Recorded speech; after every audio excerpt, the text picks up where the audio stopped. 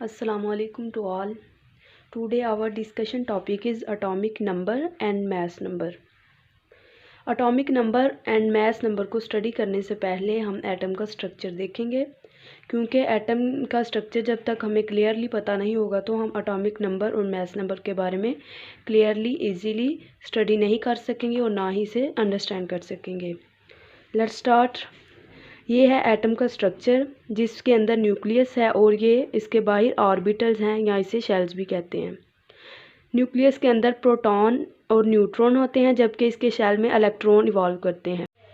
Electron पे negative charge, proton पे positive, P से प्रोटॉन और इस पे पॉजिटिव चार्ज होता है, जबकि न्यूट्रॉन पे कोई भी चार्ज नहीं होता, ये न्यूट्रल होता है।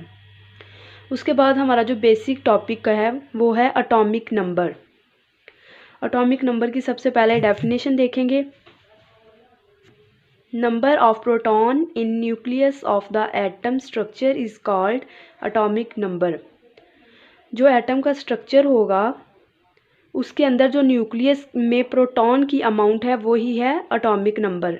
जैसे कि इसमें ये न्यूक्लियस है, ये एटम का स्ट्रक्चर है, इसमें ये न्यूक्लियस है और न्यूक्लियस के अंदर प्रोटॉन है, ये क्या है? Atomic number.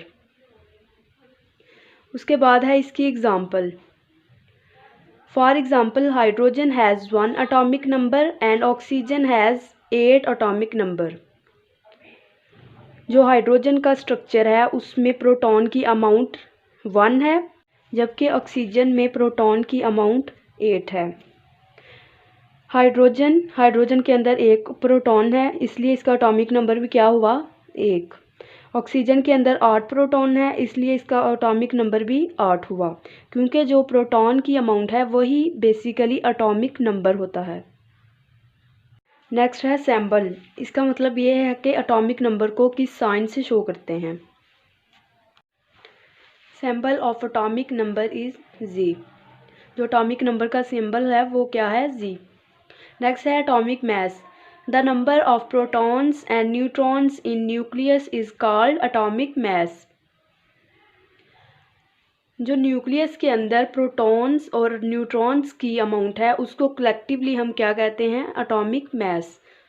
Atomic mass equal है protons plus neutrons. For example the atomic mass of oxygen is 16। जो ऑक्सीजन का एटॉमिक मास है वो 16 है। अब 16 कैसे है वो देखते हैं। ये ऑक्सीजन का स्ट्रक्चर है, इसमें 8 ही प्रोटॉन पाए जाते हैं और 8 ही न्यूट्रॉन पाए जाते हैं।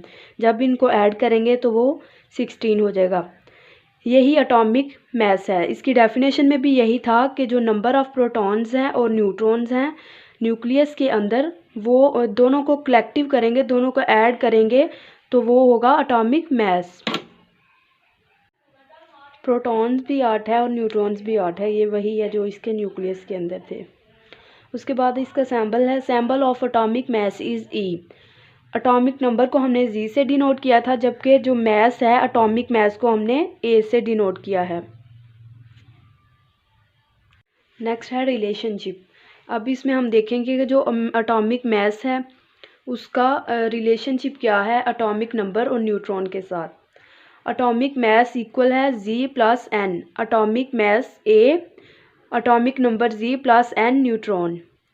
ए से एटॉमिक मास, जी से एटॉमिक नंबर एंड एन से न्यूट्रॉन।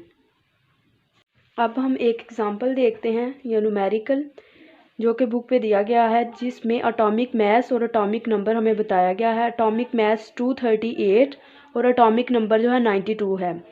हमने फाइंड करना है प्रोटॉन और neutron by applying formula. A equal है जी प्लस एन। ये वही है जो अभी हमने रिलेशनशिप में देखा था। अब हम इसको रीअरेंज करेंगे। एन इक्वल है ए माइनस जी। जी का इधर जो साइन था पॉजिटिव था, जबकि दूसरी साइड पे जाके नेगेटिव हो जाएगा। एन इक्वल है ए माइनस जी। अब हम इसमें वैल्यूज़ को पुट करेंगे।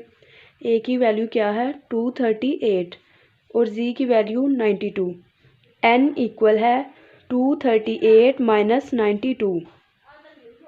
जब इसको सॉल्व करेंगे तो जो हमारे पास न्यूट्रॉन की वैल्यू आएगी वो आएगी 146।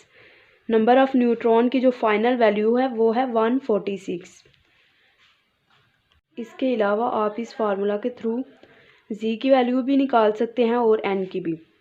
अगर आपको ए की वैल्यू दी गई है और एन की वैल्यू दी गई है तो आप इसी फार्मूला से जी की वैल्यू निकाल सकते हैं। वो कैसे? जी इधर ही रहेगा, एन इधर चला जाएगा और वैल्यूज़ को पुट करेंगे तो जी की वैल्यू आ जाएगी। इसके अलावा आप इसी फार्मूला के अकॉर्डिंग ए की वैल्यू भी फाइंड आउट कर सकते हैं। फॉर एग्ज़ाम्पल आपको एन की वैल्यू दी गई है और साथ जी की वैल्यू भी दी गई है। इन दोनों की वैल्यू को आप ऐड करेंगे और ए की वैल्यू जो है फाइनल आ जाएगी। इसके अलावा आप इसी फार्मूला के अकॉर्डिंग ए की वैल्यू भी फाइंड आउट कर सकते हैं। फॉर एग्ज़ाम्पल आपको एन की वैल्यू दी गई है और साथ जी की वैल्यू भी दी गई है। इन दोनों की वैल्यू को आप ऐड करेंगे और ए की वैल्यू फाइनल आ जाएगी। ये था आज का लेक्चर जिसमें हमने एटॉमिक नंबर को स्टडी किया है, उसके बाद मैथ्स नंबर को, इनके रिलेशनशिप को देखा और एक एग्ज़ाम्पल को सॉल्व किया है। अगर किसी किस्म की कन्फ्यूजन है तो आप कमेंट सेक्शन में कमेंट करके पूछ सकते हैं। अल्लाह हाफिज़।